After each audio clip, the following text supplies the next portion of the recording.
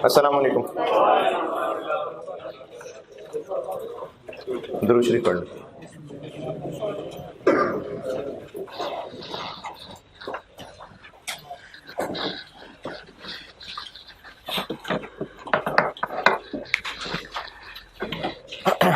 कल क्लास में जो मैंने पहले एक सवाल लिखवाया था जिसमें मुख्तलिफ बेसिस से OAR निकाले थे। OAR एक रेट है जो साल के शुरू में निकाला जा रहा है और इसके मुख्तलिफ यूजेस हैं। उनमें से एक यूज़ जिससे मैंने असल में इस चैप्टर की नीड क्रिएट की थी कि हम प्रोडक्ट कॉस्ट जानना चाहते हैं, यहाँ से मैंने बात शुरू की थी इस चैप्टर की। तो एक चीज़ बता रहा हूँ जो आपको अभी फ़ौरन तो सवाल में नहीं करनी, लेकिन मुझे लगता है शायद इससे आपको शायद कॉन्सेप्ट में बेहतरी लगे। जो कल 6 के 6 फार्मूले बताए थे, एक बिजनेस वो 6 की 6 कैलकुलेशन करता होगा नहीं, उनमें से कोई ये कर लेता होगा। तो कल वाला डाटा ही सामने रखिएगा जो सॉल्व कर लिया हुआ है। एक OAR निकाला हुआ था हमने, सबसे पहले क्या निकाला था, लेबर वाला कितना था 37.5 पर हाँ। इसकी इंटरप्रिटेशन ये थी कि हमने साल के शुरू में ही एक अंदाजा लगा लिया कि इस साल में जब भी प्रोडक्शन वर्कर काम करेंगे तो 1 घंटा वो काम करेंगे तो उनकी सपोर्ट के लिए जो ओवरहेड्स होंगे वो इतने होंगे। अच्छा, दूसरा क्या किया था, मशीन आवर निकाला था, ये कितना था 56.25। इसकी क्या इंटरप्रिटेशन थी कि जब मशीन प्रोडक्शन के लिए 1 घंटा चलेगी तो मशीन चलने से जो सारे सपोर्ट खर्चे हो रहे होंगे वो 1 घंटे में इतने हो रहे होंगे। ये हम साल के शुरू में अंदाजा प्लान कर रहे हैं। और क्या था, यूनिट्स की बेस पे था, नहीं 112 नहीं था,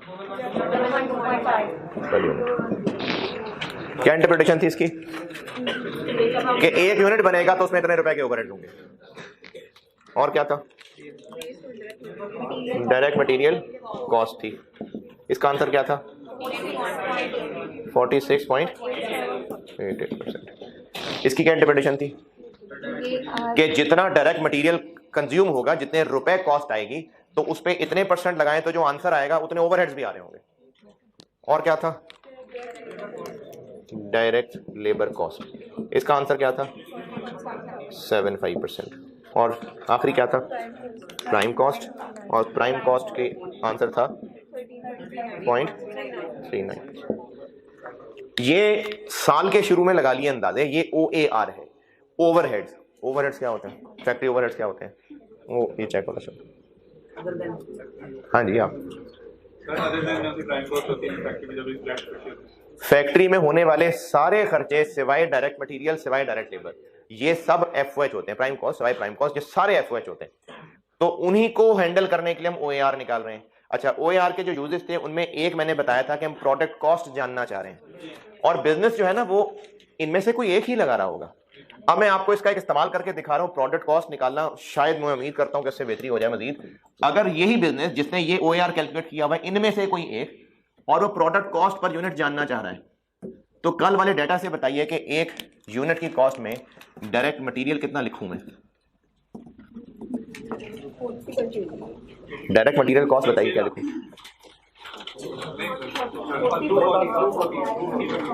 240 प्रोडक्ट कॉस्ट, मतलब एक प्रोडक्ट की कॉस्ट 240 कैसे,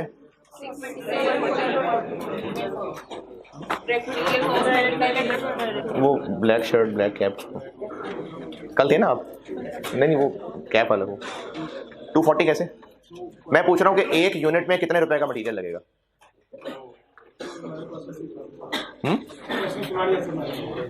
नहीं कल वाला जो कल डाटा लिखवाया था उसमें से देख के बताओ ना कि 1 यूनिट बनाने में डायरेक्ट मटेरियल कॉस्ट कितनी आएगी, ये पूछ रहा हूँ।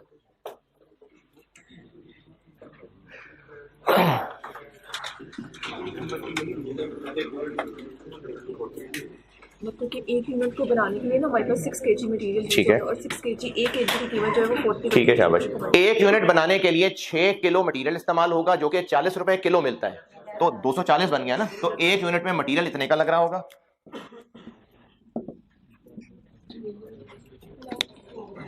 वो ग्रीन शर्ट, लेबर में क्या लिखूं,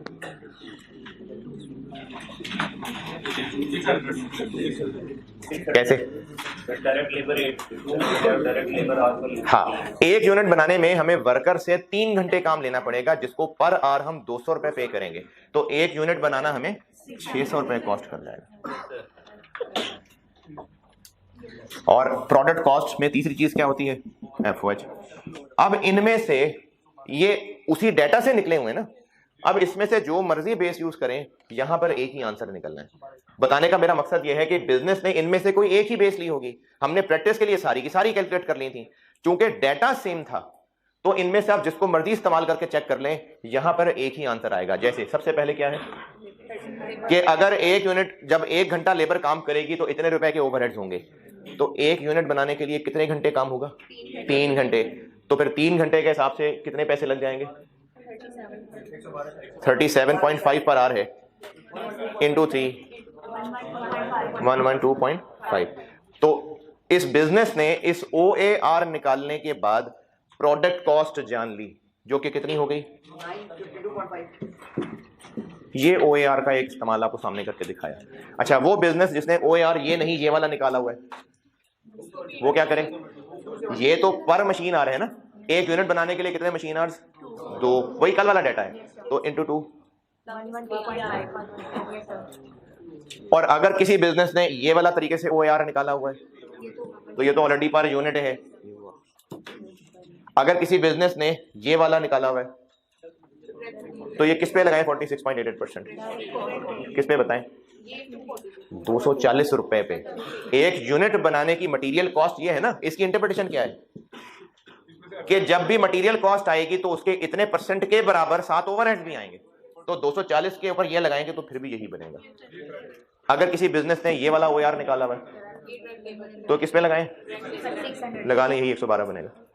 और अगर किसी बिजनेस ने ये वाला OAR निकाला हुआ है, प्राइम कॉस्ट वाला, तो फिर ये 840 के ऊपर लगेगा, लगा के देख लें यही आएगा।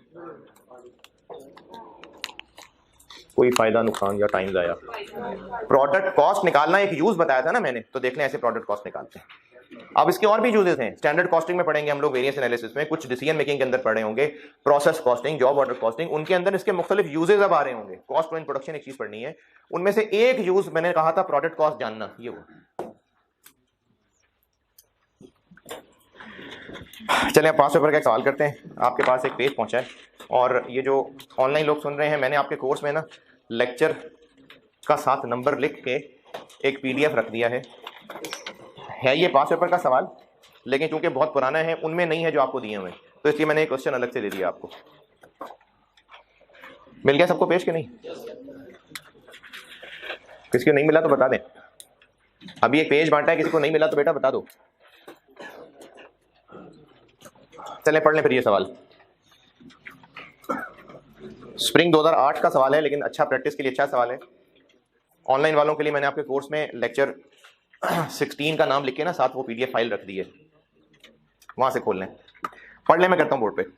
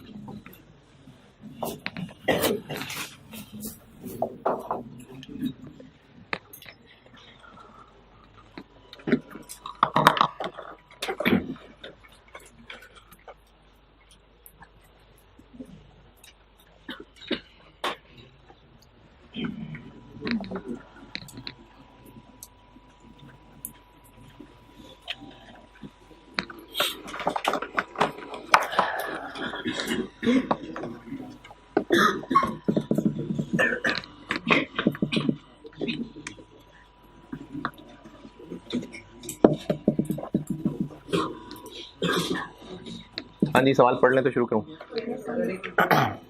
पढ़ लें।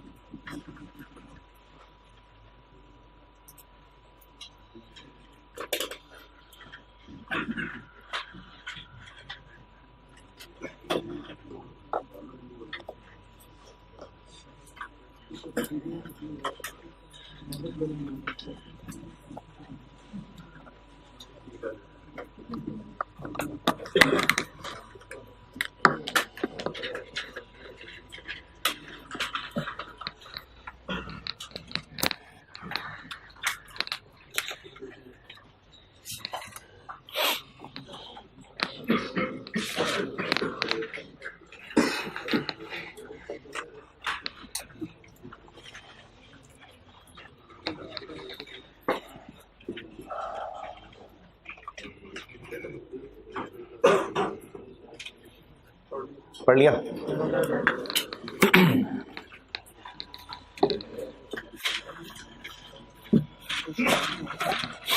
1 दिसंबर 2007 को एक नई मशीन खरीदी है और इसकी लाइफ बता दी 10 साल है, आरवी बता दी 1 लाख है।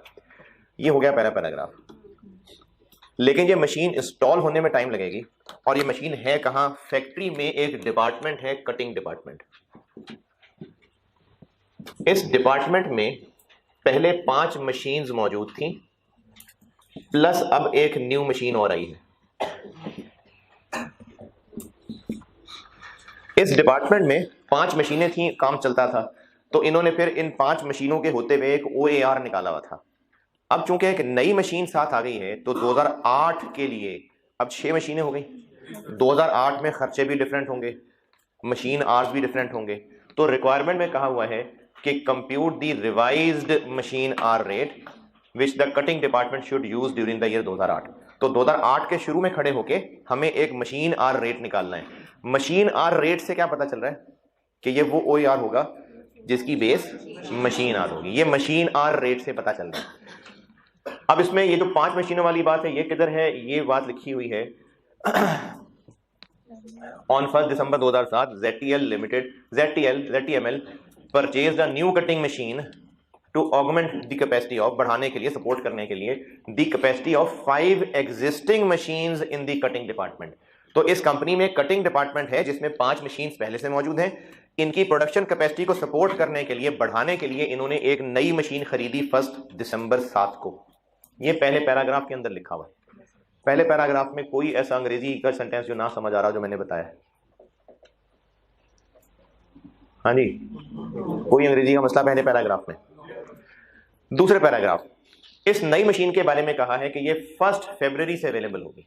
अब देखिए, आपको डेट्स दे दी हैं, इनका ख्याल रखना है। हम 2008 के लिए एक OAR निकालना चाह रहे हैं और इस नई मशीन के लिए 1 फरवरी की डेट लिखी है कि तब से ये अवेलेबल मौजूद है। तो उसके खर्चे भी कब से आने शुरू होंगे? 1 फरवरी से।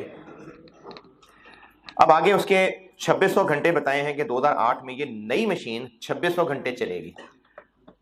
दी बजटेड आवर्स ये बाद में बताता हूं। The related expenses for the year 2008 have been estimated as under. अब ये जो खर्चे बताए हुए हैं 1 से लेके 5 तक, ये सिर्फ उस नई मशीन के खर्चे हैं या पांचों के टोटल बताए हुए हैं?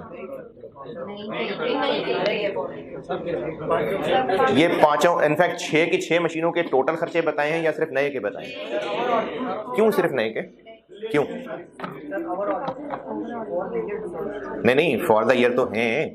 मैंने पूछा ये है कि ये सिर्फ इस नई मशीन की बात हो रही है पॉइंट 1 से लेके 5 तक, या अब ये 6 मशीनों का टोटल बताया जा रहा है? ये सिर्फ एक मशीन की बात हो रही है ना। आप उसकी टोन देखें 1 से लेके 5 तक, ये एक मशीन की बात हो रही है। Electricity used by the machine. Point number 3, the machine requires replacement. इसी तरह से पॉइंट नंबर 4, पॉइंट नंबर 5, ये सब उस एक मशीन की बात हो रही है। और पॉइंट नंबर 5 से मजीद बात क्लियर हो रही है, it is estimated that on installation of the machine other departmental overheads will increase by 5000। तो ये इस नई मशीन की बातें हो रही हैं, वो इसमें पॉइंट 1 से लेके 5 में नहीं बताई। यही तो समझा रहा हूं कि आप सेंटेंस देखें ना, कि आपको इस सारे सेंटेंसेस में एक मशीन का जिक्र मिल रहा है। पॉइंट नंबर 3 में the machine requires replacement of part.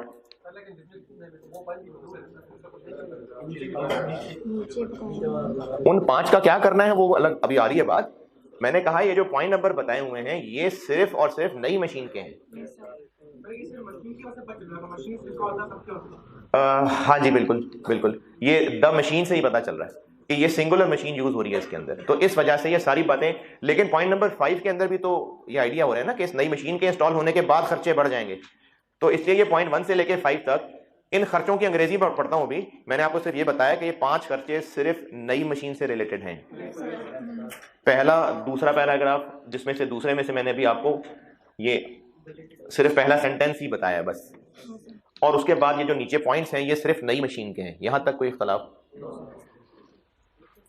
Last paragraph को फिलहाल छोड़ता हूं। रिक्वायरमेंट क्या है कि सिर्फ नई मशीन का OAR निकाल दें? कैसे पता सबका? सब तो नहीं लिखा। कहा है कि कटिंग डिपार्टमेंट का रिवाइज, और वो रिवाइज करना पड़ ही क्यों रहा है? क्योंकि नई मशीन आएगी, नए खर्चे होंगे। तो हमने नई मशीन का नहीं करना, पूरे डिपार्टमेंट की 6 के 6 मशीन का करना है। अच्छा, OAR का वर्ड तो है सच नहीं लिखा हुआ आपको सवाल के अंदर। ये जो लास्ट पैराग्राफ के अंदर पहला सेंटेंस लिखा हुआ है ना, cutting department uses a single rate for the recovery of running cost of the machines. मैंने आपको कहा था इसको ओवरहेड रिकवरी रेट भी कहते हैं। तो ये सारे लिस्ट जो है ये ओवरहेड्स ही हैं। तो ओवरहेड वाला सवाल ना पहचाना जाएगा, ये इसमें कोई ऐसी मुश्किल नहीं होगी कि आपको सवाल देख के ना पता चले कि इस चैप्टर का सवाल है। ओवरहेड्स की लिस्ट है, रिकवरी रेट का वर्ड यूज कर दिया, मशीन और रेट की बात कर रहे हैं, तो ये OAR निकालना है। 2008 गुजर चुका है या अभी हम 2008 के शुरू में ही खड़े हैं? बजटेड चीजें हैं ना सारी। तो ये वही OAR कैलकुलेशन है जो आपको सिखाई थी कि OAR हम साल के शुरू में खड़े होकर कैलकुलेट कर रहे होंगे। तो ये बात क्लियर है कि हमने सिर्फ नई मशीन का नहीं, पूरे डिपार्टमेंट का कैलकुलेट करना है। ठीक है, तो इस डिपार्टमेंट का कैलकुलेट करने के लिए हमें ऊपर न्यूमरेटर में चाहिए total budgeted overheads divided by total budgeted machine hours. 6 के 6 मशीनों के खर्चे, 6 के 6 मशीनों के आवर्स। चले खर्चे निकाल लेते हैं, आर्ड निकाल लेते हैं, फिर ये फार्मूला लगा लेंगे। क्या जी? नहीं, कहाँ? पूरे साल के दौरान, ड्यूरिंग द ईयर मतलब पूरे साल के दौरान। कौन से सेंटेंस की बात कर रहे हैं? ड्यूरिंग द ईयर मतलब फॉर द ईयर। OAR जिस साल के शुरू में कैलकुलेट किया जा रहा है उसका इस्तेमाल कब करना है? उस पूरे साल इस्तेमाल करना है ना। तो ड्यूरिंग द ईयर मतलब फॉर द ईयर।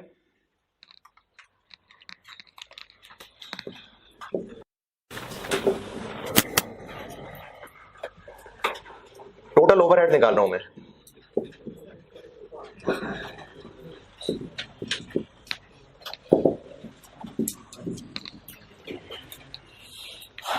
अच्छा, लेकिन टोटल ओवरहेड्स में आपको खर्चों की डिटेल तो बताई ही सिर्फ नई मशीन की है।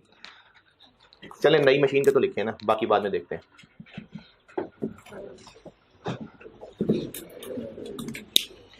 चलें अब सवाल के शुरू से शुरू हो, जरूरी नहीं पॉइंट 1 से, शुरू से शुरू हो। देखें इस सवाल में कौन कौन से FOH हैं। सबसे पहले है डेप्रिसिएशन, और डेप्रिसिएशन चूंकि आपको लाइफ ईयर्स में बताई है तो स्ट्रेट लाइन लगा लेते हैं, लिखा भी हुआ है। तो अब इस पे स्ट्रेट लाइन डायरेक्शन लगा लेते हैं, और डेट बताई हुई है इसलिए एहतियात से डेप्रिसिएशन बन जाएगी। कॉस्ट कितनी है?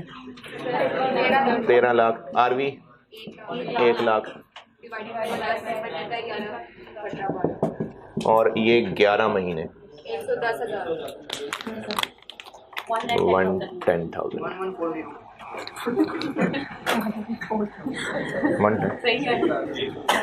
ये नहीं 110 नहीं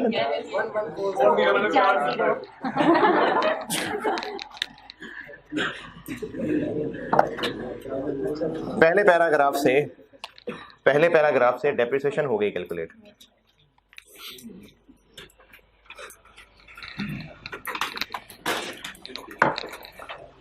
अब आते हैं related expenses for the year.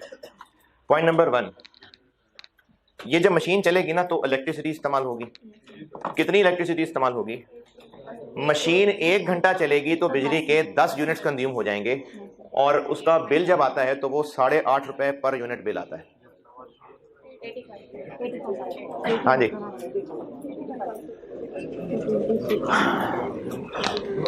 तो कैसे टोटल तक पहुंचूं? अच्छा, यहां पर अब मैं दूसरा पैराग्राफ पढ़ाता हूं जो पहले नहीं पढ़ाया था। दूसरे पैराग्राफ में लिखा हुआ है कि 2008 में मशीन जो टोटल घंटे चलेगी वो 2600 घंटे चलेगी, लेकिन इन 2600 घंटों में से 80 घंटे सेटिंग अप के हैं,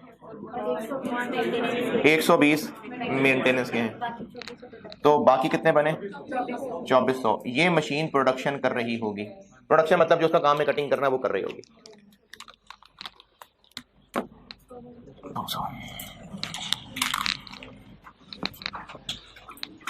सेटिंग अप आप ऐसे समझ लें कि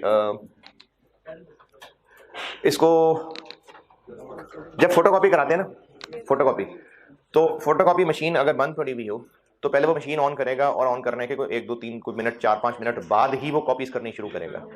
अब वो जो 2 4 5 मिनट मशीन पहले चल रही है उसके बाद वो कॉपी करने की पोजीशन में आएगी, तो उन 3 4 5 मिनट में बिजली नहीं कंज्यूम हो रही है। तो ये आप उसकी मिसाल समझ लें। अच्छा, इसी तरह मेंटेनेंस में बिजली क्यों कंज्यूम हो रही होगी? मेंटेनेंस के दौरान नहीं बिजली। अच्छा, ये बॉयज बाइक की सर्विस ट्यूनिंग कराई कभी?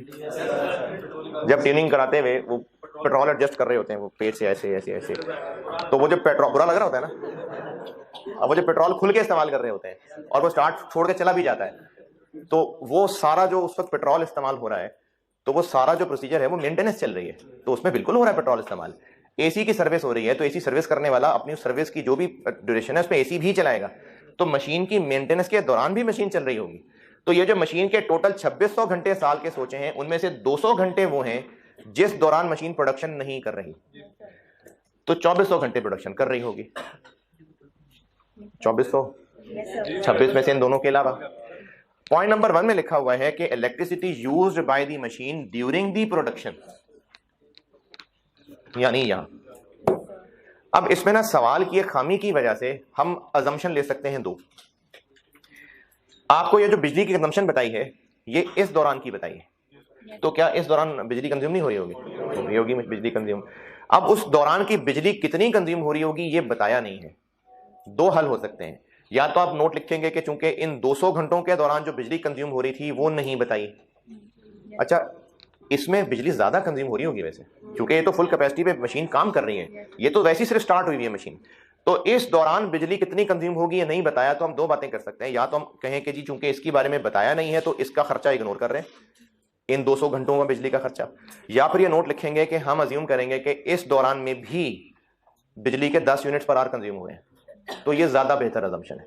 यानी मशीन पूरे 2600 घंटे जब चलेगी तो 10-10 यूनिट्स पर आवर कंज्यूम हो रहे होंगे। ओके, तो बिजली का खर्चा, इलेक्ट्रिसिटी, पावर कह दें, इलेक्ट्रिसिटी कह दें, 2600 घंटे और हर घंटे में बिजली के 10 यूनिट्स और बिजली का 1 यूनिट 8.5 रुपए का। 11/12 करूं? 11/12 करूं? नहीं, ये तो आवर्स बता दिए ना, कितना हो गया? 221। नहीं, हम इस वक्त बात कर रहे हैं कि सारे खर्चे ओवरहेड्स, तो बिजली का बिल तो है ना, मशीन चलेगी तो बिजली इस्तेमाल होगी। हाँ बिल्कुल, लेकिन इन दौरान मशीन 200 घंटे चल रही है तो क्या बिजली कंज्यूम नहीं हो रही होगी? नहीं बताया तो या तो ये अज्यूम कर लें कि चूंकि बताया नहीं तो हम इग्नोर कर रहे हैं, या ये अज्यूम कर लें कि इन 200 घंटों में भी उसी पैटर्न से ही बिजली इस्तेमाल हो रही होगी। तो फिर अगर उसी पैटर्न से इस्तेमाल हो रही होगी तो इसका मतलब पूरे 2600 घंटे बिजली इस्तेमाल होगी। जी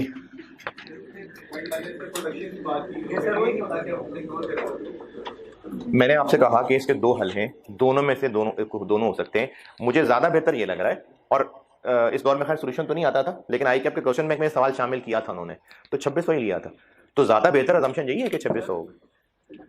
लेकिन अगर कोई स्टूडेंट ये कहे कि नहीं, हम इन 200 घंटों के बारे में चूंकि डिटेल नहीं बताई तो हम इन 200 घंटों की बिजली को इग्नोर कर रहे हैं, तो ये बात नोट लिखना पड़ेगा आपको, तो फिर ये भी सही मान लिया जाएगा। ये इधर ऑरेंज शर्ट की अहमद के पीछे वाला क्या बता रहा हूँ मैं? कौन सी assumption?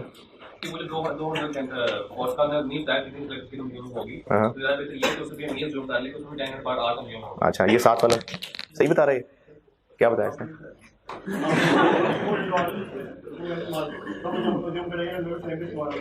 सेम बिजली इस्तेमाल हो 7 वाला। हाँ जी, अगर उनकी आवर्स बताए होते थे या 2400 आता उसके बाद अलग होता। उनके आवर्स बताए होते, किसके आवर्स तो बताए मैं। अच्छा हाँ, तो हम 2400 के लिए इंटू 10 और उन 200 के लिए कुछ और होता तो वो 200 इंटू करते। फर्ज करें यहाँ बताया होता कि इस दौरान 1 घंटे में मशीन चलेगी तो 5 यूनिट्स इस्तेमाल करेगी, तो हम 2400 इंटू 10 करते और 200 इंटू 5 करते। हाँ, लेकिन इग्नोर करने का नोट लिखेंगे, इन 200 घंटों की जो कि बिजली कंजम्पशन नहीं बताई हम इसलिए इग्नोर कर रहे हैं। जी जी जी, नहीं तो वो तो इंस्टॉलेशन हो गई ना यार। मैंने जो आपको मिसाल दी है फोटोकॉपी मशीन की, तो ये जिंदगी में जब पहली दफा मशीन खरीद के लाया होगा ये तभी कहा। मैंने सेटिंग अप आपको इंस्टॉलेशन तो नहीं कही है ना। इंस्टॉलेशन कॉस्ट तो मशीन की कॉस्ट में पार्ट बन गई ना। हमने ये सारे खर्चे कब से गिनने शुरू कर रहे हैं?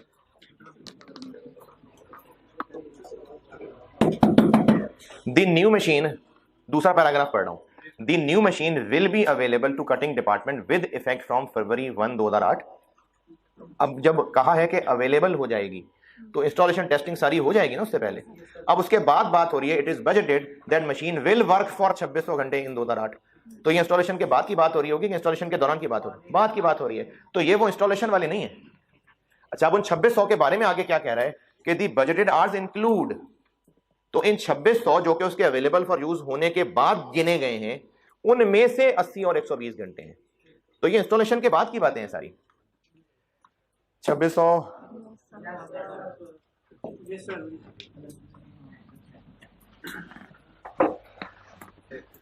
पॉइंट नंबर 2, 25,000 रुपए इसकी मेंटेनेंस कॉस्ट होगी पर मंथ, तो इंटू 11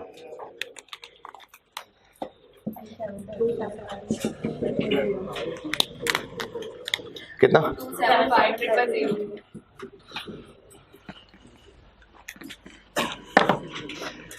फिर कुछ पार्ट्स रिप्लेस हुआ करेंगे हर महीने, 10,000 पर मंथ।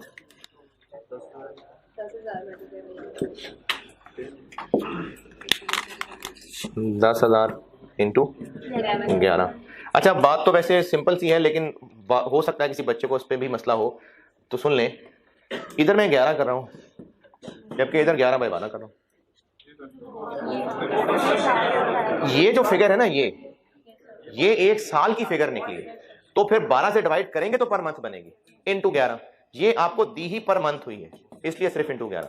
कितना? 110।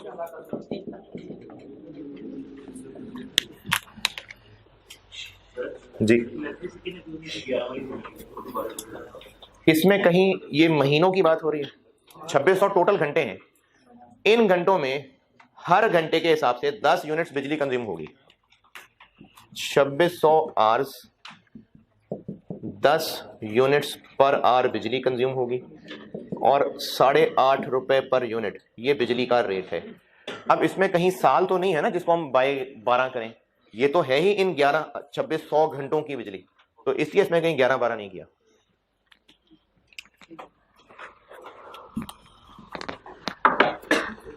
पॉइंट 4, ऑपरेटर को रखना पड़ेगा, उसकी तनख्वाह 9,000 पर मंथ है। तो ऑपरेटिंग कॉस्ट इसकी 9,000 इंटू 11, 99,000।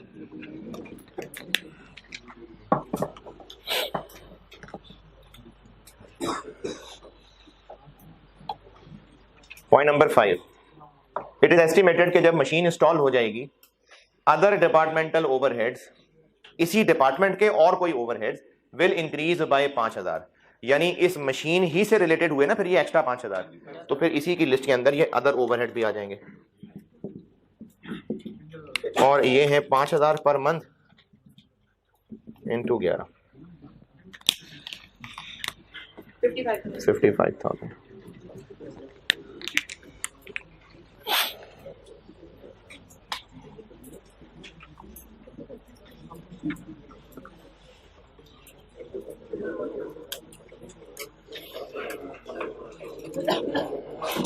अगर डिपार्टमेंटल ओवरहेड्स दोबारा अदर डिपार्टमेंटल ओवरहेड्स, ये जो अदर ओवरहेड्स हैं ये पहले भी कुछ होते होंगे या बस 5,000 ही हैं?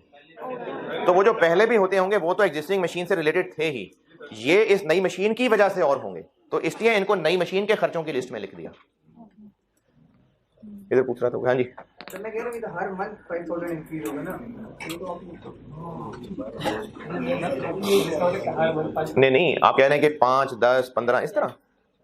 अरे नहीं यार, अदर ओवरहेड्स 5,000 पर मंथ से बढ़ जाएंगे।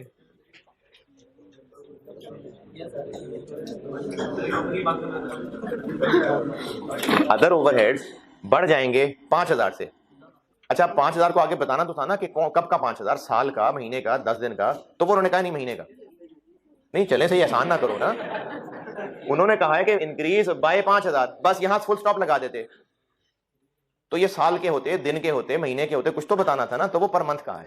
यानी पहले अगर हर महीने 60,000 रुपए ओवरहेड्स हुआ करते थे, अब हर महीने 65,000 हुआ करेंगे। ये मतलब है इस बात का। जी जी, फिर वो एवरी मंथ की तरह की बात आती, एवरी मंथ, ईच मंथ, फिर होता कि 5, 10, 15, 20, 25 है जी। क्या हो गया? नहीं कंपाउंडिंग नहीं है। अदर ओवरहेड्स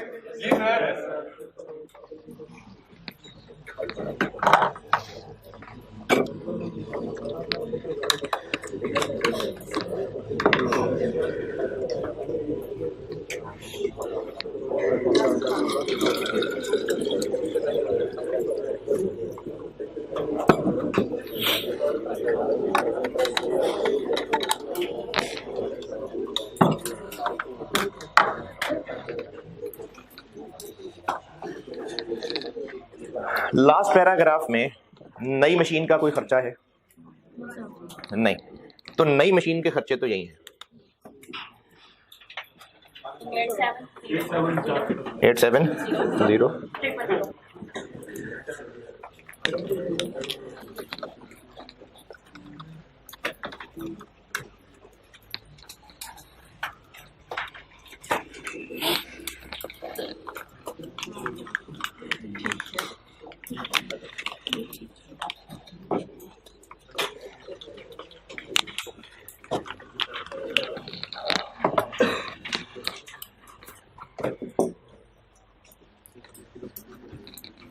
हमें सिर्फ नई मशीन के ओवरहेड्स चाहिए? नहीं, तो बाकियों के भी चाहिए। अच्छा अगर बाकियों के होते तो वो यहां लिख दे, और जब इसमें इन बाकियों के खर्चे भी लिखेंगे, बेटा आप तीनों उठो और इस साइड पे आओ, आप तीनों इस बेंच पे आओ, कोई एक इधर आ जाए, कोई उधर चले जाए, आप तीनों इधर आओ।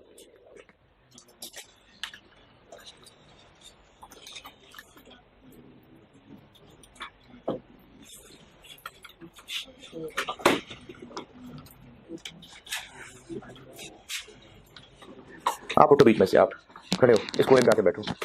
हाँ आप इधर आके बैठो।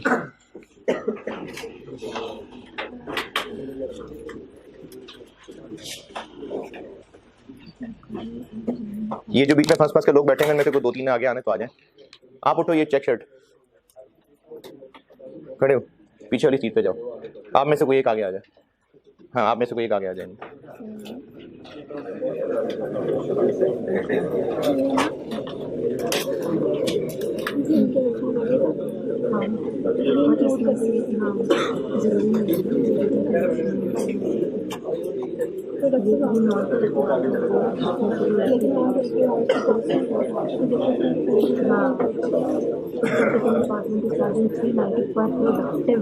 लेकिन हाँ उसमें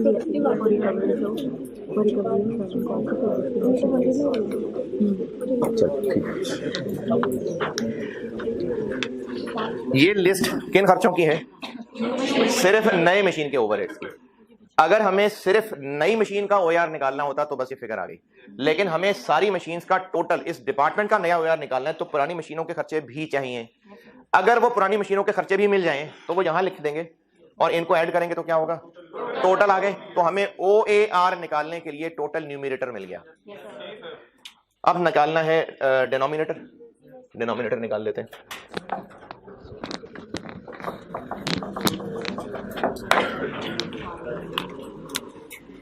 टोटल बजटेड ओवरहेड्स हो गए, टोटल बजटेड मशीन आवर्स।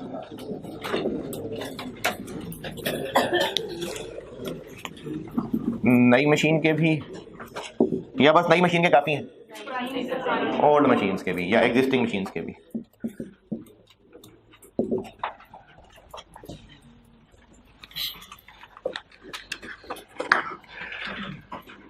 अच्छा, ये अभी यहां आता हूं वापस।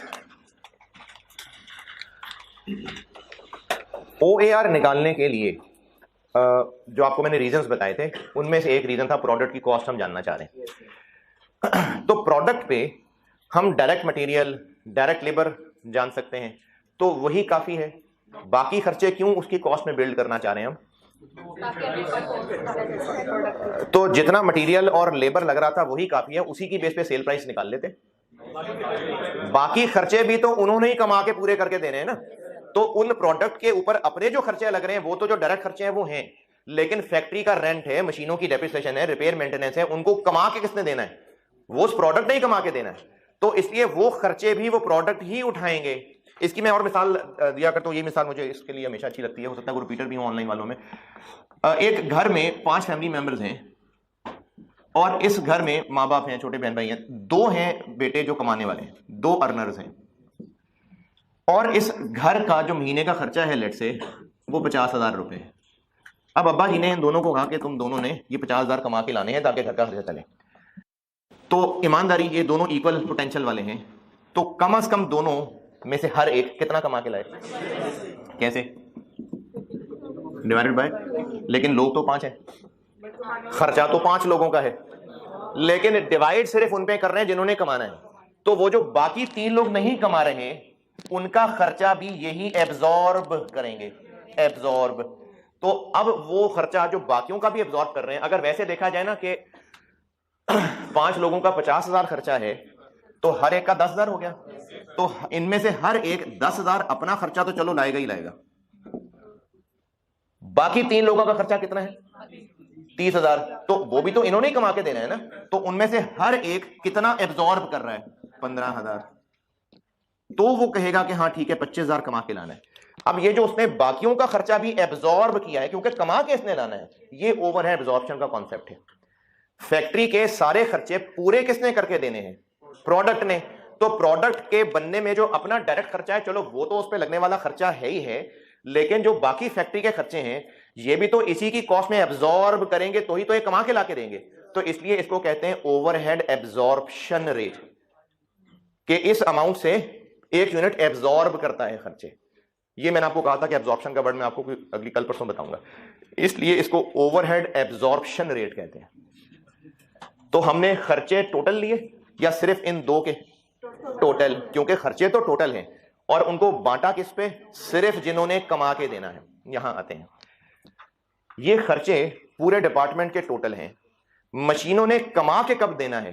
जब उनसे प्रोडक्शन होनी है या मेंटेनेंस के दौरान भी? जब प्रोडक्शन होनी है। तो हमें डिवाइडेड बाय 2600 या 2400 2400 को जो नई मशीन की बात हो रही थी, हमने OAR निकालना है ना, तो OAR का तो कॉन्सेप्ट यही है कि खर्चे टोटल, लेकिन डिवाइडेड बाय वो जिन्होंने कमा के देना है। तो इसलिए डिवाइडेड बाय मशीन के वो आवर्स होंगे जिस दौरान फिर ये कमाने वाला काम कर रहे होंगे। तो हमें डिनोमिनेटर के अंदर यानी OAR is equal to this divided by this, तो हमें डिनोमिनेटर में प्रोडक्शन वाले आवर्स चाहिए। तो 2600 में से वो 200 निकाल देते हैं, कितने हो गए? 2400। तो यहां पर हमने 2600 क्यों लिखा? यहां भी 2400 लिख लेते, क्योंकि खर्चे टोटल लेने हैं, खर्चे टोटल आएंगे, बांटना सिर्फ कमाने वालों पे। तो खर्चे टोटल थे इसलिए यहां 2600 लिया है, लेकिन डिनोमिनेटर में 2400। और बिल्कुल इसी तरह से लास्ट पैराग्राफ में बताया हुआ है कि जो एग्जिस्टिंग 5 मशीन्स हैं, लास्ट पैराग्राफ दूसरा sentence, it has been budgeted that other 5 machines will work for 12,500 घंटे ड्यूरिंग 2008, और इसमें 900 घंटे मेंटेनेंस वाले शामिल हैं, तो वो इसमें से माइनस कर देंगे। 12,000 क्या 500 माइनस 900।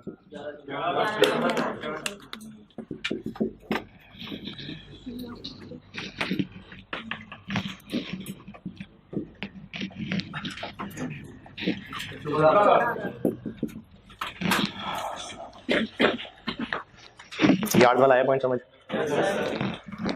अब आते हैं यहां, हमें एग्जिस्टिंग मशीन्स के टोटल खर्चे नहीं बताए हुए, लेकिन लास्ट पैराग्राफ में उनका पर आवर बताया हुआ है, तो टोटल तक पहुंच सकते हैं बिल्कुल। तो हम एग्जिस्टिंग के ओवरहेड्स यहां पर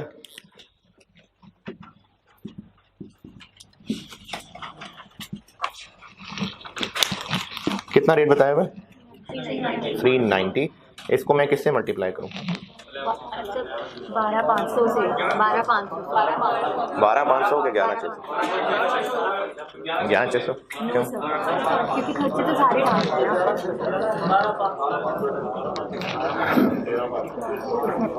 अच्छा 13,500 क्यों भाई? हाँ जी 12,500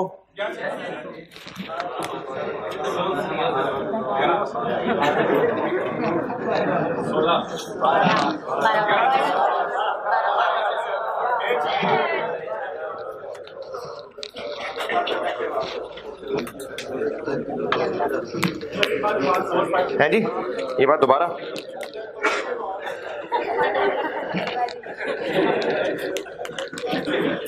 अच्छा 11,600 क्यों किया है, 12,500 क्यों नहीं किया? अगर आप इस 2600 की बात देखेंगे तो ये बात बिल्कुल सही है कि खर्चे टोटल लेने हैं, तो खर्चे तो 2600 घंटे पे आ रहे हैं, इसलिए हमने यहाँ 2600 घंटों के टोटल खर्चे लिखे।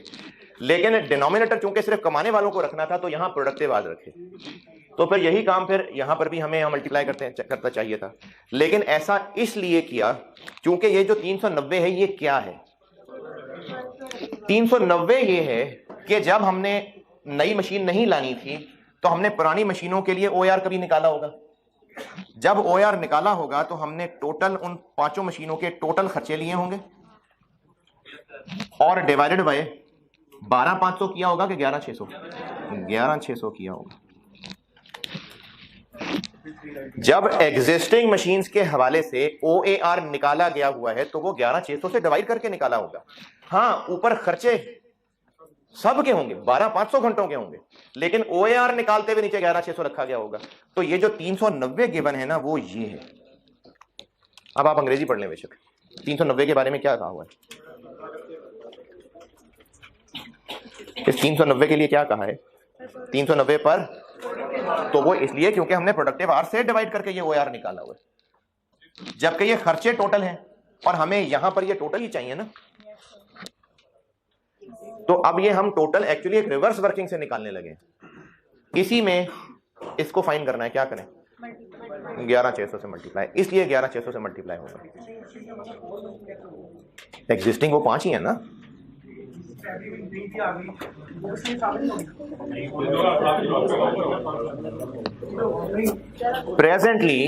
Presently the cutting department is charging rupees 390 per productive hour for recovery of running cost of the existing machines. तो ये उन 5 की बात हो रही है ना। पहला paragraph, a new cutting machine for 13 lakh to augment the capacity of the 5 existing machines। तो पहले 5 मौजूद हैं, छठी नई आनी है। और रिक्वायरमेंट में इसलिए तो कहा है कि रिवाइज्ड मशीन आर रेट, क्योंकि पहले कितना था 390 जो उन 5 के हिसाब से निकला हुआ था। अब वो कह रहा है कि चूंकि नई मशीन भी आ जानी है तो आप अब एक रिवाइज रेट निकालें। तो ये 390 उन 5 का दिया हुआ है, जब निकाला गया होगा तो वो ऐसे निकाला होगा। तो यहां से हमें इस फिगर तक पहुंचना है, तो इसलिए ये वहां जाके मल्टीप्लाई हो रहा है। तो ये 11600 से मल्टीप्लाई हो जाएगा। कितना बना? 4524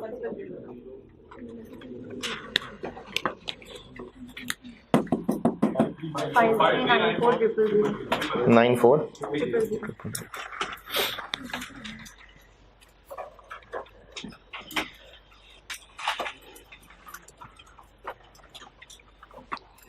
तो रिवाइज्ड OAR बन जाएगा जो रिक्वायर्ड था 5394000 डिवाइडेड बाय 14000 385.29 पर आवर।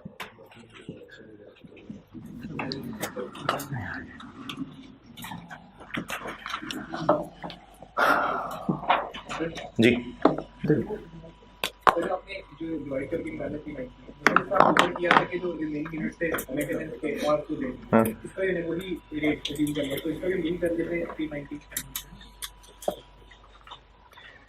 वो 10 और 8.5 कोई सवाल ये पूछा है कि जैसे यहाँ पर हमें 10 घंटे 8.5 रुपए पर 10 यूनिट 8.5 रुपए यूनिट्स का रेट दिया हुआ था, तो वो भी तो हमने उन 200 घंटों पे लगा लिया था। यहाँ पर ना हम होने वाला खर्चा कैलकुलेट कर रहे थे, ये बिजली के यूनिट्स दिए हुए थे। अब ये जो मैंने ये वाला काम किया है ना, ये वाला, इसके लिए मैं आपको एक और बात पूछता हूं। अगर आपको ये फिगर खुद दे दी होती, ये वाली फिगर, तो ये फिर ये इशू ना होता, ये फिर इशू ना होता ना, ये दे दी होती। अब दिस डिवाइडेड बाय दिस करके ये आंसर आ गया। अब मैं आपसे पूछ रहा हूं कि आपको ये पता है और 14000 पता है, यहां तक पहुंच सकते हैं? ठीक है, पहुंच सकते हैं। कैसे?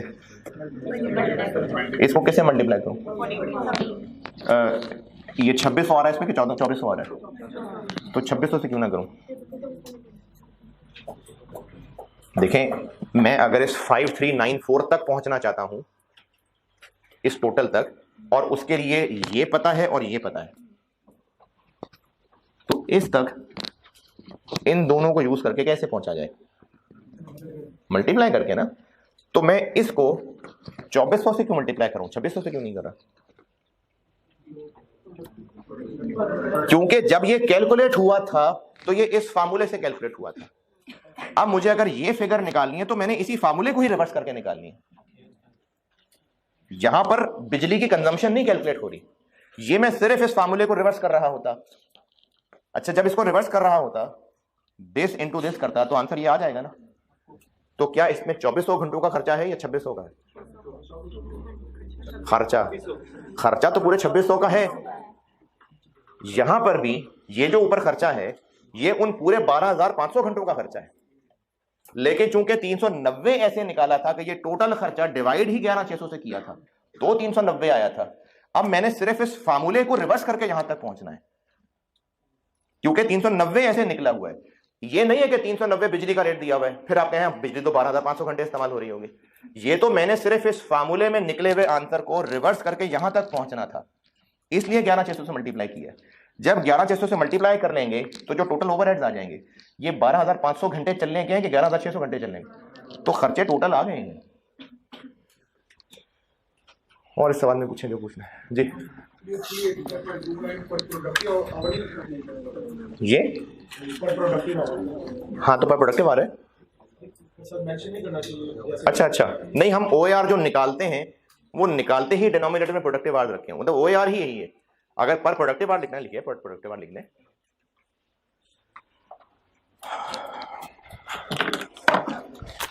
बेटा तो अच्छा, ये हो गया ओवरहेड्स का एक सवाल। अब इस ओवरहेड्स यानी OAR निकालने में जो जो मुश्किलें हैं, अब मैं उन मुश्किलों को पढ़ाने लगा हूं। और वो इतनी को मुश्किल नहीं है, लेकिन वैसे कह रहा हूं कि इनमें वैरायटियां पढ़ाने लगा हूं। अहमद ये हो गया?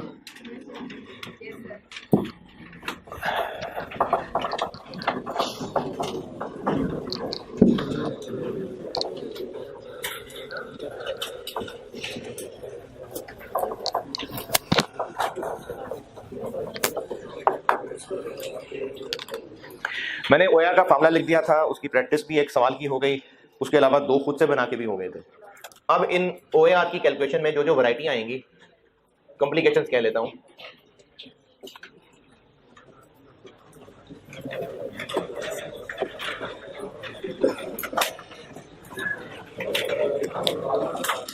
कि ओएआर कैलकुलेट करने में मसाइल क्या क्या आएंगे।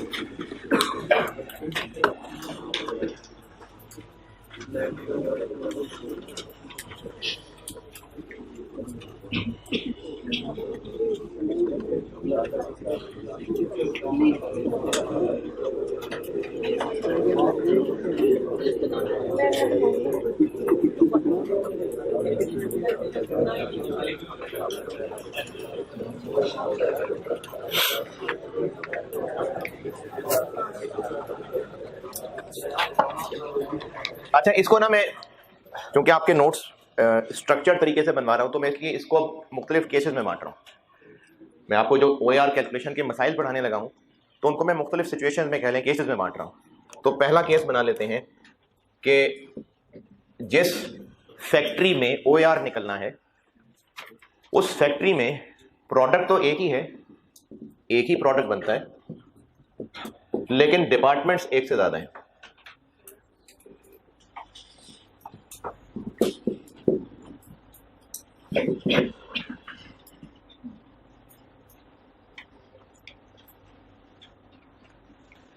प्रोडक्ट एक है लेकिन डिपार्टमेंट्स मल्टीपल हैं।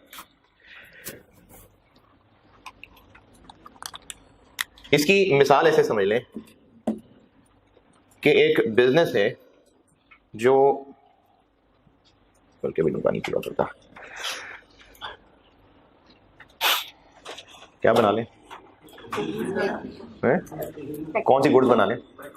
माइक्रोवेव बना लें? नहीं यार, जूते बना लेते हैं। असल में ये मिसाल आपके चूंकि इस्तेमाल में है तो समझ आएगी ना। मैं माइक्रोवेव का ना मुझे कुछ पता ना आपको कुछ पता, उसमें क्या क्या चीजें डल रही हैं। अच्छा, अब ये जो जूते बनाने हैं, फैक्ट्री में जो खरीदा जाएगा रॉ मटेरियल वो लेदर होगा। रॉ मटेरियल खरीदा, ये इस फैक्ट्री में इन हो गया। अच्छा, अब ना आप में से किसी की फैक्ट्री है ना मेरी फैक्ट्री है, मुझे नहीं पता क्या होता है, एम ही बना लेते हैं। एक डिपार्टमेंट होता होगा जिसमें इस चमड़े के ऊपर कुछ केमिकल वगैरह लगा के इसको नरम करना, क्योंकि चमड़ा जो होता है ना वो तो एक शीट की शक्ल में होगा, उसको हो सकता है जूते बनाने के काबिल बनाने के लिए शायद उसमें कोई केमिकल लगाने पड़ते हो, और उसी में चले कटिंग भी कर लेते हैं। तो एक कटिंग डिपार्टमेंट होगा जहां पर ये चमड़ा जो है ये पूरी शीट की शक्ल में आता होगा। उनको क्योंकि जूता बनाने के लिए तो वो पूरी शीट नहीं, उसमें तो 1-2 फुट जो भी चाहिए, उसमें फिर कटिंग हो जाती होगी। अब इन पीसीस की आगे फिर किसी और डिपार्टमेंट में सिलाई होती होगी, स्टिचिंग कह देते हैं उसको। फिर जूता बनने के बाद इसमें आगे वो सोल लगना और उसमें वो जो क्या कहते हैं उसको, वो जो लेसेस डालने का सुराख होता है उस पर वो मेटल के वो लग रहे होते हैं, रिंग्स लग रहे होते हैं, फिनिशिंग कह देते हैं उसको। इन डिपार्टमेंट से गुजरने के बाद शू फाइनल शक्ल में आ गए। तो फैक्ट्री में लेदर यानी रॉ मटेरियल से फिनिश गुड बनने तक ये 3 डिपार्टमेंट से होके गुजरा। एक ही बंदा सारे काम कर लेता, डिपार्टमेंट बनाने की क्या जरूरत थी? बहुत लार्ज स्केल प्रोडक्शन करनी है तो इस काम की मशीनें और होती होंगी, इसकी मशीनें और होती होंगी, इसकी मशीनें और होती होंगी, इन मशीनों के चलाने वाले और होते होंगे, कारीगर डिफरेंट होते होंगे, तो इसलिए हर फंक्शन के हवाले से डिपार्टमेंट अलग बन गए। इसके अलावा इन डिपार्टमेंट्स के जो वर्कर्स हैं उनको रोटी पानी भी देनी होगी, तो इस फैक्ट्री के अंदर एक कैंटीन भी होगी। फिर हो सकता है कि इस डिपार्टमेंट में या यहां भी इवन के जो मशीनरी, इक्विपमेंट, फर्नीचर वगैरह है उसकी मेंटेनेंस भी करनी होती होगी, तो कोई मेंटेनेंस का डिपार्टमेंट भी होगा। चलिए 5 काफी हैं। तो इस फैक्ट्री में टोटल हो गए 5 डिपार्टमेंट्स। इनमें से रॉ मटेरियल से लेके प्रोडक्ट तक का जो सफर है उसमें कौन से डिपार्टमेंट पार्टिसिपेट कर रहे हैं? ये। और इनका काम है मटेरियल से प्रोडक्ट तक पहुंचने में सारी प्रोडक्शन की एक्टिविटीज करना। इनको कहते हैं प्रोडक्शन डिपार्टमेंट्स, जिनको मैं प्यार से अब पीडी कहा करूंगा। पीडी। इनकी जिंदगी का मकसद क्या है? ये इनको सर्व कर रहे हैं, इनको सपोर्ट कर रहे हैं, इनको कहते हैं सर्विस डिपार्टमेंट्स। और इनके लिए प्यार से नाम रख लिया करेंगे ऐसे। तो एक फैक्ट्री में, और हम चूंकि फैक्ट्री ओवरहेड्स पढ़ रहे हैं मतलब हम फैक्ट्री में ही हैं, तो एक फैक्ट्री के अंदर जो प्रोडक्ट बन रहा है वो मुख्तलिफ डिपार्टमेंट से होकर गुजर रहा है। इन डिपार्टमेंट्स को कहते हैं प्रोडक्शन डिपार्टमेंट, और इनकी सपोर्ट के लिए जो डिपार्टमेंट मौजूद है वो एसडीज हैं। ये मैंने केस समझा है कि प्रोडक्ट एक है लेकिन मल्टीपल डिपार्टमेंट्स हैं। इन मल्टीपल डिपार्टमेंट्स में से पीडी और एसडी की पहचान अलग कर दी। आपको सवाल में कोई खास मुश्किल, बल्कि बिल्कुल भी मुश्किल नहीं होगी ये पहचानने में कि जो डिपार्टमेंट दिए हुए हैं वो पीडी हैं या एसडी हैं। ये पहचान लिया करेंगे आप, नामों से भी पता चल जाएगा, कुछ और इंफॉर्मेशन से भी पता चल जाएगा।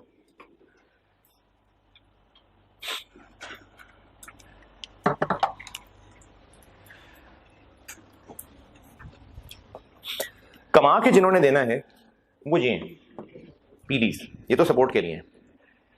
खर्चे पूरी फैक्ट्री में आ रहे होंगे, और पूरी फैक्ट्री के लिए एक ओएआर भी निकाला जा सकता है, और हर पीडी के लिए ओएआर हो सकता है। जैसे मिसाल के तौर पे अगर प्रोडक्ट पूरी फैक्ट्री में जब बन के आगे गुजर रहा है, तो अगर कंपनी ने पूरी फैक्ट्री का एक ओएआर निकाला, वो निकला लेट्स से 160 रुपए, इस पूरी फैक्ट्री का ओएआर 160 पर आर पर यूनिट जो भी है। लेकिन मैनेजमेंट को ज्यादा बेहतर इंफॉर्मेशन तब मिलेगी जब इस 160 का ब्रेकअप अलग अलग होगा, ताकि पता चले ना कि किस डिपार्टमेंट में ज्यादा खर्चा आता है, ताकि आइंदा कंट्रोल करना हो तो उसमें आसानी हो। ये 160 भी क्योंकि खुद ही बनाइए फिगर, तो ये इन डिपार्टमेंट्स का भी मैं खुद ही बता रहा हूं। जब इन डिपार्टमेंट्स के अलग अलग कैलकुलेट किए गए तो इसका निकला लेट से 80, इसका था 55, कितना हो गया 1, कितना रह गया इसका 25। ये कहलाता है फैक्ट्री वाइड ओएआर, और ये डिपार्टमेंट वाइज ओएआर। यही मिला के 160 बन रहा है ना। तो इनमें से कंपनीज के लिए ज्यादा बेहतर ये होता है।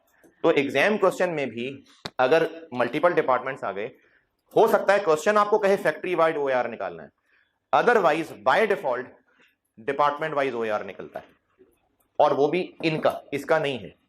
डिपार्टमेंट वाइज ओएआर किसके लिए निकला होगा? सिर्फ पीडीज के लिए। ये बात जो आपको बताई है अंग्रेजी में भी लिख देता हूं।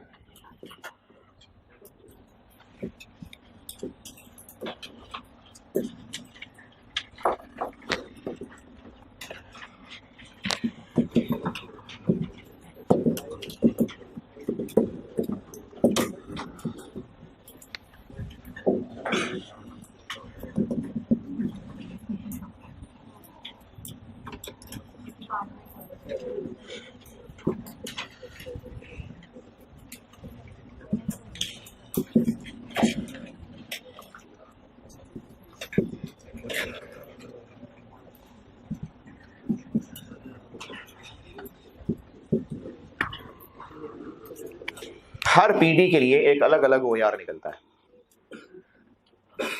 और अगर आपको सवाल में ओएआर कैलकुलेट करने को कहा गया है तो बाय डिफॉल्ट हर पीडी का अलग अलग करने को कहा गया है। फैक्ट्री वाइड करवाना होगा तो सवाल वाला खुद बताएगा।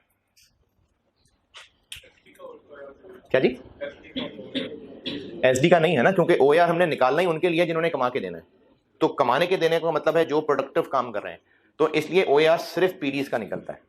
इन बेचारों का क्या होगा वो तो अब हमने सीखना है, लेकिन ओएआर सिर्फ इन 3 का निकलेगा।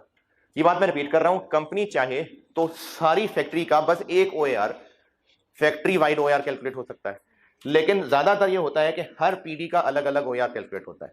अब आपको सवाल के अंदर अगर कहा है कैलकुलेट OAR, तो बाय डिफॉल्ट वो हर पीडी का अलग अलग कहा हुआ है। वो तो खैर चलिए प्रैक्टिस में आएगा तो बात और समझ आएगी। देखें, जब मैं आपको ये बता दूंगा ना कि प्रोडक्ट वाइज डिपार्टमेंट वाइज निकालना कैसे है, तो पता चल जाएगा कि उसमें भी ये दोनों हो रहे होंगे शामिल।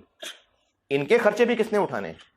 इन्होंने उठाने हैं ना, तो इनके OAR निकालते हुए इनके खर्चे हो रहे होंगे शामिल। तभी तो मैंने कहा कि इन तीनों को सम कर रहे हैं तो 160 ही बन रहा है। वो उसकी कैलकुलेशन में नजर आ जाएगी चीज आपको, लेकिन OAR हम कैलकुलेट कर किसके लिए रहे होंगे? सिर्फ पीडीज के लिए। एसडीज के लिए OAR कैलकुलेट नहीं हो रहा होगा, क्योंकि प्रोडक्शन एक्टिविटीज हो ही पीडीज में रही है। तो या तो पूरी फैक्ट्री का एक OAR बन जाता है, जिसके चांस कम है जब तक सवाल में नाम लेके ना कहा नहीं है, या उससे बेहतर होता है कि हर पीडी का एक अलग अलग OAR निकलता है। और ऐसा बिल्कुल हो सकता है कि हर पीडी का OAR जब अलग अलग निकले तो हो सकता है इसके लिए बेस मशीन RO, इसके लिए बेस लेबर RO, ऐसा हो सकता है। जब हर पीडी का सेपरेटली निकलना है तो वो अलग अलग बेसिस वाला भी हो सकता है। बाकी फिर प्रैक्टिस में आएंगे ना तो फिर ये चीजें होंगी और क्लियर।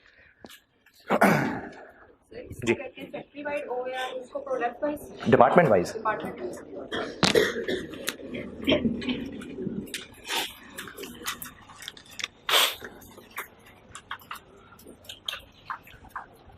जी,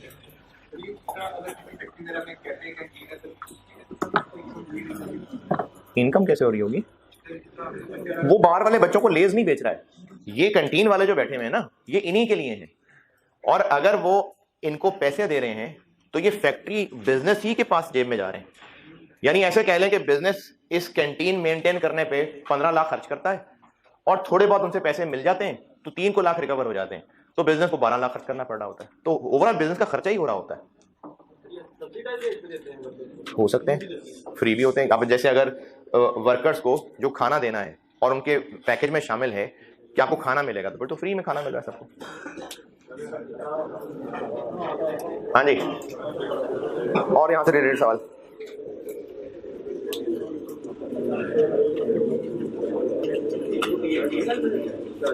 क्या जी? क्यों भाई, क्यों?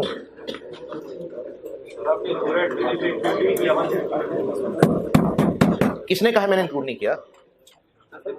अच्छा मेरी बात सुने, पूरी फैक्ट्री का एक OAR होगा, वो फैक्ट्री वाइड है। हर पीडी का अलग अलग होगा, वो डिपार्टमेंट वाइज है। अब ये कैलकुलेट कैसे होगा, इसमें इन बेचारों के साथ क्या सलूक होगा, ये तो पढ़ना है अभी।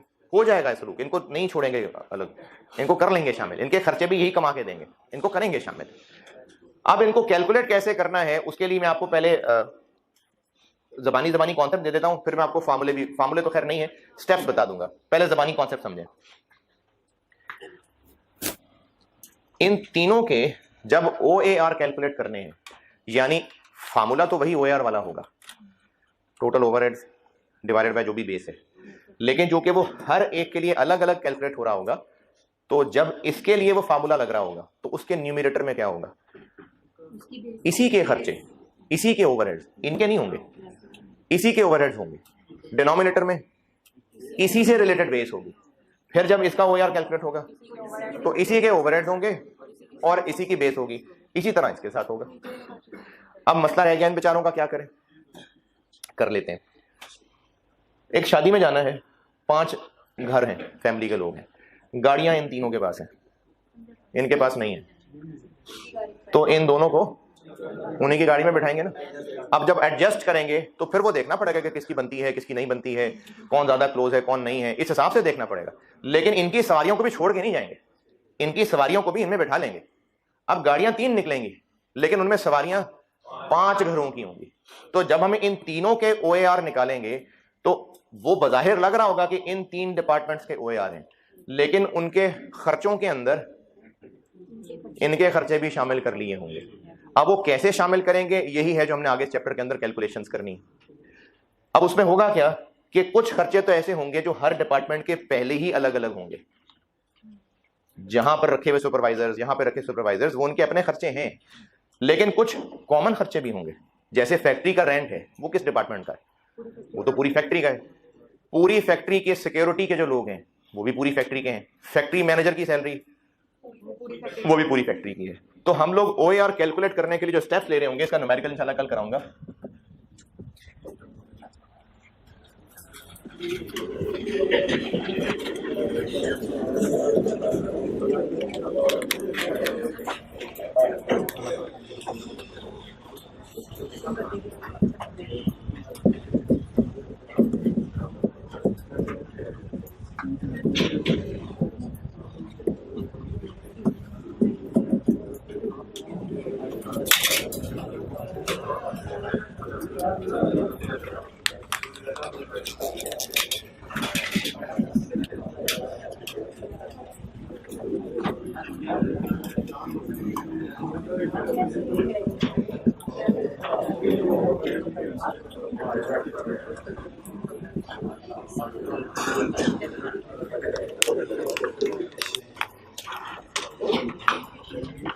प्राइमरी अपोर्शनमेंट है और एक सेकेंडरी अपोर्शनमेंट है। एलोकेशन एंड अपोर्शनमेंट, ओवरहेड्स की एलोकेशन अपोर्शनमेंट ये की बात होती है। पीडीज को होगी, कैसे होगी? इन दो स्टेप्स में होगी। एक प्राइमरी अपोर्शनमेंट होगी, कल होगी, प्राइमरी अपोर्शनमेंट होगी और एक सेकेंडरी अपोर्शनमेंट होगी। और जब ये सारे खर्चे पीडीज को एलोकेट हो चुके होंगे तो दूसरा काम हम फिर ये करेंगे कि now calculate OAR separately for each PD. हमने ना सारे खर्चे इनके भी इन्हीं की गाड़ियों में एडजस्ट कर लेने। अब जब सारी सवारियां 3 गाड़ियों में हो चुकी हैं तो फिर हर डिपार्टमेंट के लिए एक न्यूमरेटर बन गया और उसका कोई ना कोई रिस्पेक्टिव डिनोमिनेटर होगा। तो फिर अब हम हर डिपार्टमेंट का अलग अलग OAR निकाल लेंगे। अब कल से ऑनवर्ड जो क्लासेस में अभी 1-2 दिन चलेगा वो इस पे डिस्कशन चल रही होगी और फिर साथ साथ एग्जाम प्रैक्टिस भी आ रही होगी।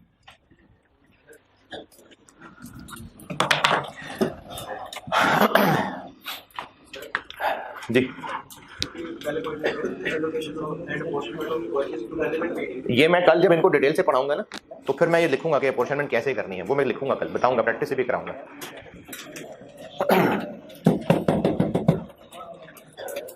अच्छा, कल एक थोड़ी फिक्र जगाने की कोशिश की थी, उसके लिए एक होमवर्क दे रहा हूँ। खैर सोच ही है, अब करना नहीं करना है, लेकिन टू स्टार्ट विद एक होमवर्क है। कल से फिर मैं एक और एक्टिविटी शुरू करूंगा। वो होमवर्क ये है कि छोटा बच्चा अपने अब्बा की बात मानता है तो उसको तो इतना शऊर नहीं है कि वालिद को ओबे करना होता है, और वो बाप की बात क्यों मानता है? वो कैसे बना होता है खौफ, डर? हाँ जी, कैसे बच्चे को कैसे पता गया है? या तो अच्छा, सबसे बात कर रहा हूँ। ये जो आप बैग बंद कर रहे हैं ना, इससे भी शोर हो रहा है, खामोशी से करना है। तो वो बच्चा अपने अब्बा की बात इसलिए मानता है क्योंकि या तो उसको पिटाई लगी होती है या उसके बड़े बहन भाइयों को लगी होती है। अक्लमंद होगा तो बड़े बहन भाइयों की पिटाई से सीख जाएगा, नहीं होगा तो अपने से तो सीख ही जाएगा। अच्छा, अब जब उसको पिटाई लग जाती है और लगती भी जोरदार है तो उसको जब ये रियलाइज हो जाता है ना कि घर की सबसे बड़ी अथॉरिटी अब्बा जी हैं। अच्छा, ऑफिशियली ना अब्बा जी होते हैं, अगर किसी के घर में अब्बा जी नहीं है, अम्मा जी हैं, तो इस घर के खराबियां हैं। ऑफिशियली अब्बा जी हैं। तो बच्चे ने अपने अब्बा की बात तब माननी शुरू करनी है जब उसने ये बात रियलाइज कर जानी है कि अब्बा अथॉरिटी है, वरना नहीं माननी इसने बात। अच्छा, इसी तरह से ये जो इलाके का SHO होगा तो उसकी बात फिर बाजार वाले और दुकानदार सब मान रहे होंगे, बिल्कुल मान रहे होंगे। डिपेंड करता है, नहीं यार मान रहे होंगे, क्यों नहीं मान रहे होंगे? अच्छा, अगर वही SHO आम लिबास में, जिसकी शक्ल नहीं लोग पहचानते, अगर वो बाजार में राउंड पे निकल रहा है और वो किसी को कुछ इंस्ट्रक्शन दे रहा है या कोई बात कर रहा है, फिर मान रहे होंगे? नहीं, लेकिन वो उस वक्त भी SHO है। हाँ, जब उसकी पहचान करा दी जाएगी फिर मानना शुरू हो जाएंगे, हालांकि SHO तो पहले भी है। तो किसी भी अथॉरिटी की बात कोई क्यों मानेगा? सिर्फ तब नहीं कि वो अथॉरिटी होगी, सिर्फ तब मानेगा जब वो इस बात को मान जाएगा, पहचान जाएगा कि हाँ ये अथॉरिटी है, तब मानेगा। हमारा ईमान ये है कि हमने दुनिया में जिंदगी जो गुजार के जानी है उसके लिए हमारे लिए रूल्स किसने डिसाइड किए हैं? अल्लाह ने। मैं खुद नहीं डिसाइड कर सकता। अगर मैं समझता हूं ना कि जी मेरा जिस्म है, मेरी मर्जी में जैसे मर्जी डिसाइड करूं, अगर मेरी बॉडी पे मेरा कंट्रोल होता तो बात बेशक छोटी सी है, शायद आपको अजीब मजाक की लगे, लेकिन गहराई की बात है। अगर मेरा कंट्रोल मेरी बॉडी पे होता तो इंसान को कभी कब्ज ना होती। कंट्रोल ही है अगर, तो कब्ज तक ना होती इंसान को। कभी गले में निवाला डालते हुए फंसता नहीं, कभी होता है पानी फंस गया, खाना फंस गया, बाहर उल्टी आ जाती है, ये ना होता फिर। तो अगर हमारा ये ईमान है कि हमें दुनिया में जिंदगी गुजार के अल्लाह की मान के चलना है, तो कोई अल्लाह की क्यों मानेगा? देखा तो नहीं है। पहले ये मानना पड़ेगा कि अल्लाह वाकई ही अल्टीमेट अथॉरिटी है। जब तक आप ये नहीं ना यकीन करते, तब तक आप नहीं बात मानेंगे। हमें इस पे गौर करना पड़ेगा। हजरत इब्राहिम अलैहिस्सलाम की जो एक स्टोरी है ना कुरान पाक में, हजरत इब्राहिम अलैहिस्सलाम ने जब अल्लाह को पहचाना है तो उसकी पूरी एक स्ट्रगल है। ये मेरा खुदा है, नहीं ये नहीं है, ये मेरा खुदा है, नहीं बुत नहीं, ये नहीं हो सकते। और अल्लाह ताला ने कुरान पाक में अपनी वहदानियत लॉजिकली समझाई है। बाकी तो हुक्म है ना, बस करना है तो करना है, लेकिन वहदानियत लॉजिकली समझाई है। क्या तुम गौर नहीं करते? क्या तुम ये नहीं बारिशों को बरसना को नहीं देखते? दिन रात का आना जाना नहीं देखते? ये जो इंसानों का पैदा होना है, पत्तों से फूलों का निकलना, फलों का निकलना, जमीन से निकलना, क्या इस पे गौर नहीं करते? पानी कौन बरसाता है? ये सब कैसे होता है? ये गौर।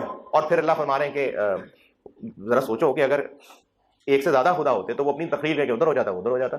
या फिर और मिसाल दे रहे हैं कि क्या एक मुलाजिम जिसका एक ही आका है वो आसानी में है, जिसके काफी सारे आका हैं वो आसानी में है।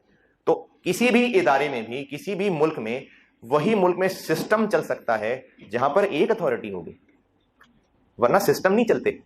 तो कायनात का सिस्टम भी तभी चलेगा जब एक अथॉरिटी होगी।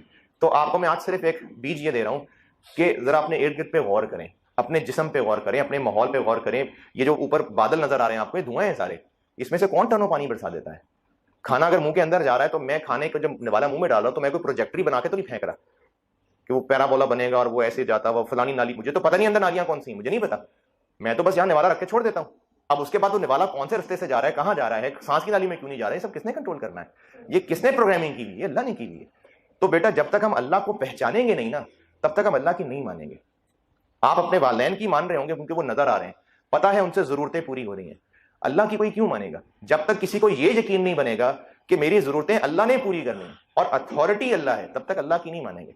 तो आज आपको ये बस एक सोच लेकर जा रहा हूं कि अपने गौर करिए, अपने ऊपर भी, अपने इर्द गिर्द, अपने सारे एनवायरनमेंट के ऊपर कि अल्लाह कौन है, पहचाने अल्लाह को। कल मुलाकात होगी इंशाअल्लाह।